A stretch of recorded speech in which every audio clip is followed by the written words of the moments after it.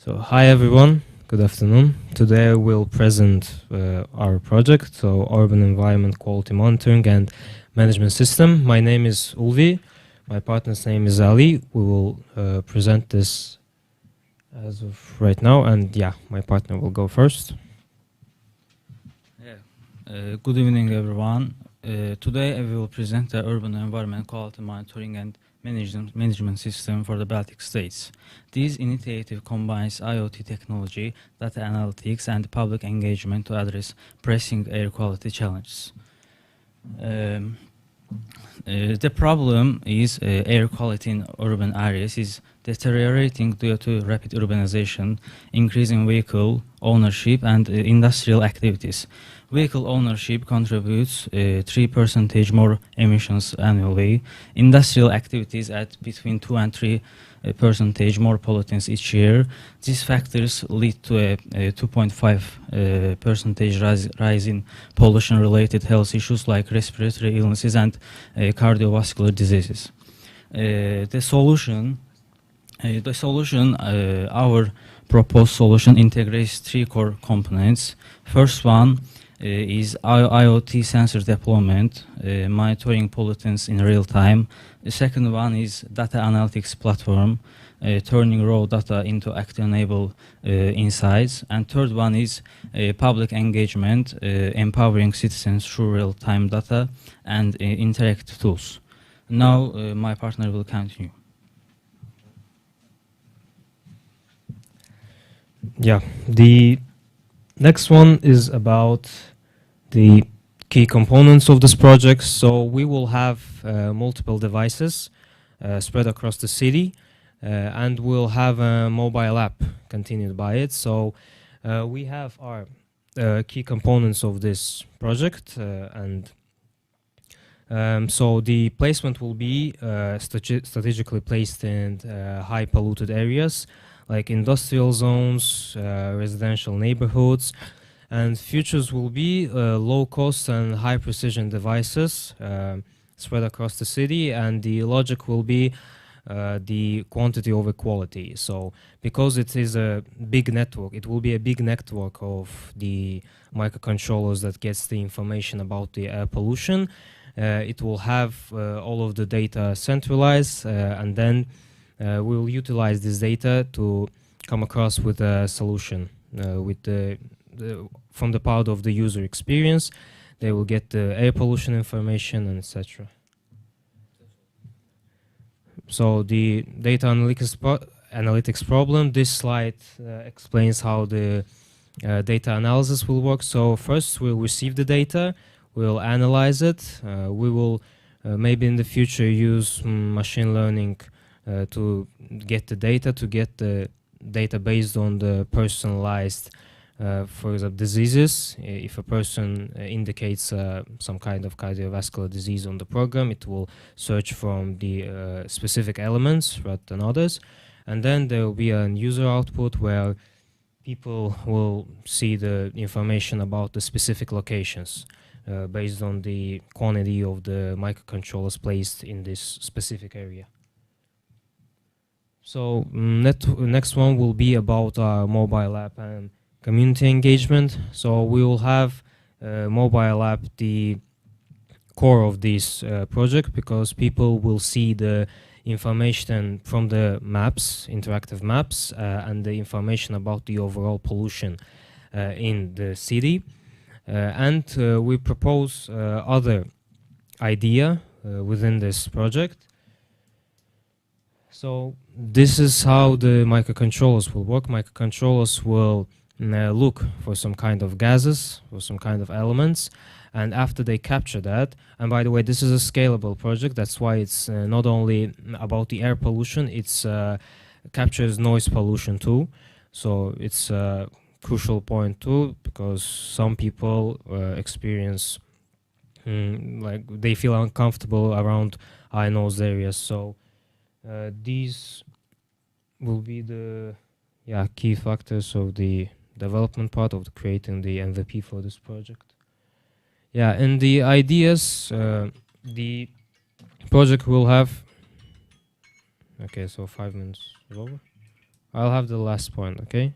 So the project will have two main parts. It's the user kits and the city data pods. So the user kits will be provided to the users as a kit format, and they can place it wherever they want, in their work, in their home, wherever it's exposed to the air, and the device can calculate the air pollution.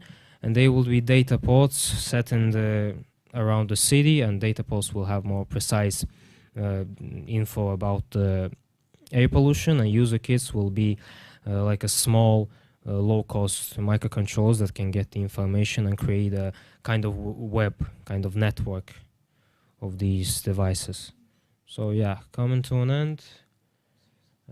These, yeah, sure. Could manage it. How many slides you still have left? One. So this is the bye-bye slide. It's bye-bye. So, do we have questions? Okay. Julia, you first. I wanted to ask, I have actually two questions already. Yeah. Hopefully I will not come up with more. I wanted to ask of the benefits of kits if city pods already exist. So if city pods are able to get more quality kind of measures of air than Okay. the user kits, why would everybody want to have the kits overall? Just right on time for the end of the question. Yeah, sure. To answer the question, so the data pods are the high-cost microcontrollers that we spread around the city. I can't say exact numbers, but they can be placed around 10 to 20 pieces all around one city, for example. But the user kits are low cost that are provided by the project itself. And for example, we can charge the payments on one time or per subscription, but user kits allow us to create a network of the users that interacts with it. So for example, if one of our users lives in the center, in the old town, we can gather information about the air pollution in the old town, but the data pod may be in the south part of the Riga, it can be on the north part. So we kind of creating a network. The user kits allows us to create a network, but the data pods are just etalons of the air pollution. Okay, then one more question, because I know, like, I am in contact with multiple people who have allergies, so the quality of air is, I'd say, a very popular question that I get. So I've been checking a website called WAKI. The idea of this website is that it's a network of all the air pods that actually measure air quality in the cities all over the world, so they are already connected. And in Riga, I know for a fact you already have around like 30 of them. So I wanted to ask, do you have like, what's the difference between those pods and the pods you're suggesting? Yeah, so I don't know much about the project you're talking about, but I suppose the project. Hey.